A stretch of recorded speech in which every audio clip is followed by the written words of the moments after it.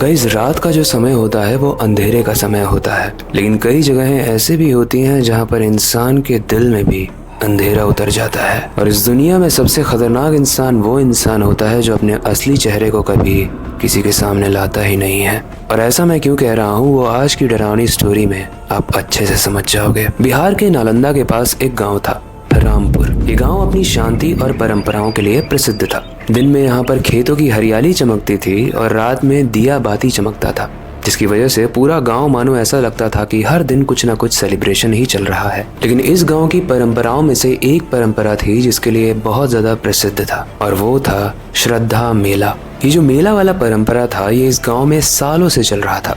लोग बहुत सेलिब्रेट करते थे और यहाँ के बुजुर्ग कहते थे कि इस दिन पूर्वजों की आत्माएं धरती पर उतर कर आती हैं और वो आपसे ये अपेक्षा करती हैं कि आप उन्हें भोजन दोगे, उन्हें आदर दोगे, उनकी पूजा करोगे।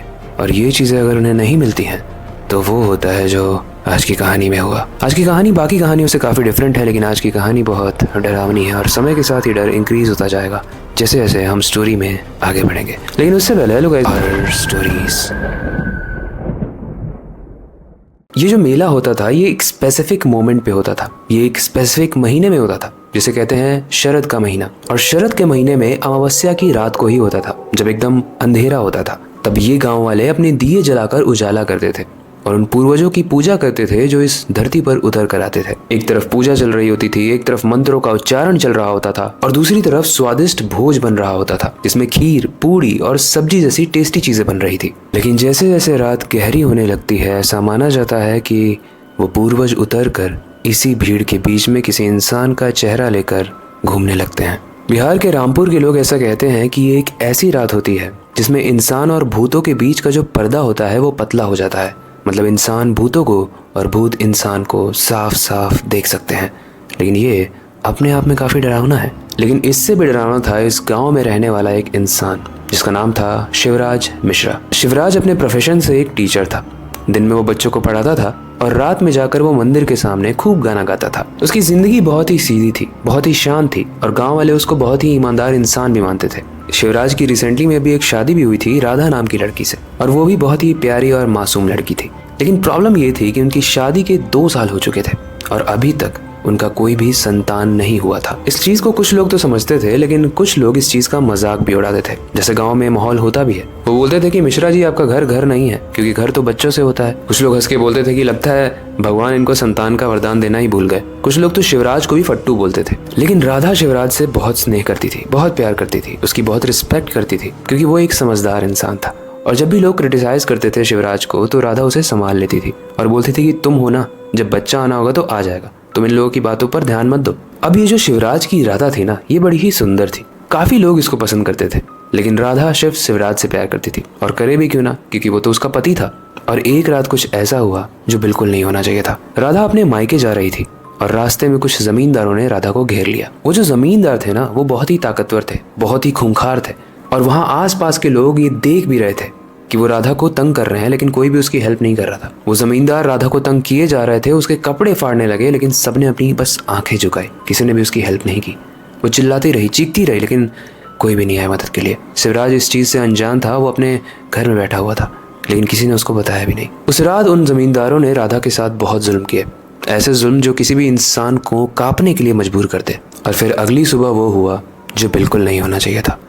अगली सुबह राधा की लाश मिली। जब शिवराज ने अपनी राधा को लहू में डूबा हुआ देखा तो मानो उस वक्त वो रोया तो नहीं, लेकिन उसके अंदर का इंसान एकदम से मर गया। शुरुआत में उसने पुलिस का दरवाजा खटखटाया, लेकिन उसने हेल्प नहीं की क्योंकि जमींदार बहुत पावरफुल था। उसने पंचायत का दरवाजा खटखटाया, लेकिन पंचायत के लोग ही उस गिरोह में शामिल थे, तो वहां से भी हेल्प नहीं मिली। शिवराज राधा से इतना प्यार करता था कि उसे बहुत तेज गुस्सा आया। उसका पूरा शरीर कांप रहा था। वो जंगल में सुसाइड करने के लिए जाता है, लेकिन तभी वो देखता है कि एक बाबा बैठे हुए हैं और वो बाबा शिवराज को बुलाते हैं। शिवराज उनके पास जाकर बैठता है तो बाबा बोलते हैं कि तू मरने जा रहा है क्या। शिवराज सोचता है कि बाबा को कैसे पता चला, मैंने तो कुछ बताया भी नहीं। इसके बाद शिवराज अपनी कहानी बताते हुए बाबा को बोलता है कि बाबा अब मेरी जिंदगी का कोई मतलब नहीं है, क्योंकि राधा जिंदा नहीं है और उसके बिना मैं जिंदा नहीं रह सकता। मुझे कोई इंसाफ भी नहीं मिल रहा है, अब मैं क्या करूँ, इसीलिए मैं मरने जा रहा था। इसका उत्तर देते हुए वो बाबा कहता है कि अगर मैं राधा को वापस ले आऊँ तब भी तू मरेगा क्या। शिवराज एकदम शॉक हो जाता है, बोलता है कि बाबा मैं अभी उसे जला के आया हूँ, आप कैसे उसको वापस ला सकते हो। बाबा बोलते हैं कि मैं उसे वापस ला सकता हूँ, लेकिन उसके पीछे जो विद्या मैं तुझे सिखाऊंगा उसमें कुछ सेक्रीफाइस करने होंगे, कुछ लोगों की जान लेनी होगी। क्या तू ये कर सकता है राधा के लिए? गाइस, शिवराज ने शुरू में तो मना किया, लेकिन फिर जब वो वापस जा रहा था तो उसे लगा कि कुछ लोग तो हैं जिनका सेक्रीफाइस मैं कर सकता हूँ, कुछ लोग हैं जिसे मार कर अगर मैं राधा को वापस ला पाऊँ तो मैं लाऊंगा। वो वापस से बाबा के पास जाता है और बोलता है, बाबा जी बताइए मुझे क्या करना होगा। वो बाबा उसे कुछ तंत्र क्रिया और कुछ मंत्र सिखाते हैं और बोलता है तुझे अगले साल का वेट करना होगा। ठीक इसी साल जब पूर्वज यहाँ पर वापस आते हैं, तुझे उन पूर्वजों की आराधना करनी होगी और उनकी पूजा करनी होगी, और उन्हें प्रसन्न करने के लिए तुझे कुछ लोगों की बलि देनी होगी, लगभग 4 लोगों की। इस चीज़ को शिवराज समझ चुका था और उसने ये भी डिसाइड कर लिया था कि किन लोगों की बलि देगा। इस चीज़ को सीखने के बाद वो अपना नॉर्मल दिनचर्या बिताने लगा ताकि किसी को भी शक ना हो। लेकिन धीरे धीरे करके वो जमींदार जिन्होंने राधा के साथ बुरे दुष्कर्म किए थे वो गायब होने लगे, और अगर मिलता भी था तो उनका कटा हुआ धड़ मिलता था, उनका सर गायब होता था। और अब वो दिन आता है जब वो अमावस्या की रात होती है। 1 साल बीत चुके थे और इस दिन शिवराज उस बाबा के पास एक बोरी लेकर आता है और उस बोरी से खून रिस रिस कर टपक रहा था। और जैसे ही शिवराज उस बोरी को निकाल कर फेंकता है, उसमें से 4 मुंडियाँ निकलती हैं, उन्हीं जमींदारों की मुंडियाँ जो बहुत ही डरावनी दिख रही थी, क्योंकि 1 साल से बंद होने की वजह से वो सूख गई थी और उसमें से बहुत तेज बदबू आ रही थी।